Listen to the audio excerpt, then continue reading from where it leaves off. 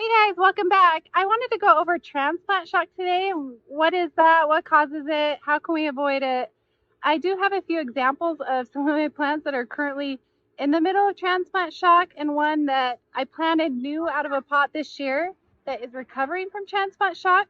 So it can happen to new plants that you've just bought in a plant, and also ones that you have moved in the ground that's been established for a little longer.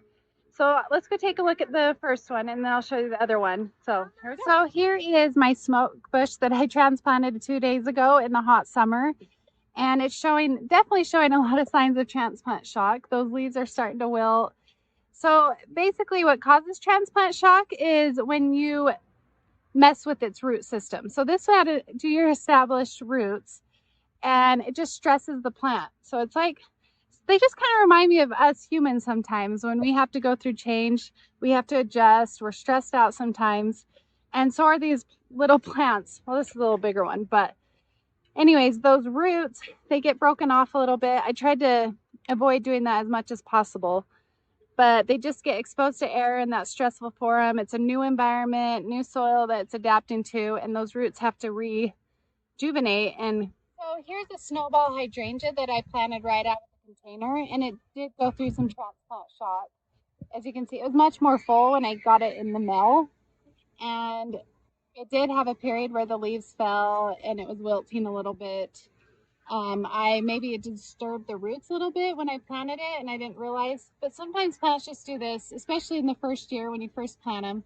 They do tend to recover. They're very resilient. Anyways, you can see all this new growth. So, and then you can kind of see these leaves right here, they wilted and went through some transplant shock.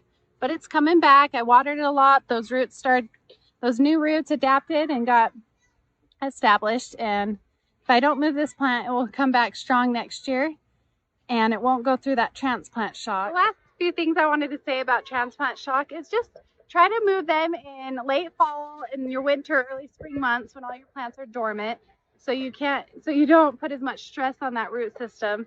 And then you can avoid the transplant shock if you do that. More likely to. It doesn't mean you won't, but when I wait until spring or fall, I usually don't go through transplant shock. It's when it gets warmer and those roots they start growing and are no longer dormant.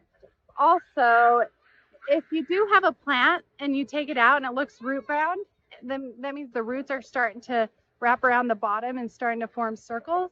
You want to loosen up those roots a little bit and then plant them. Otherwise, those roots might not absorb the water and the nutrients in the soil. So that's another thing. So sometimes they can be root bound and that can cause transplant shock.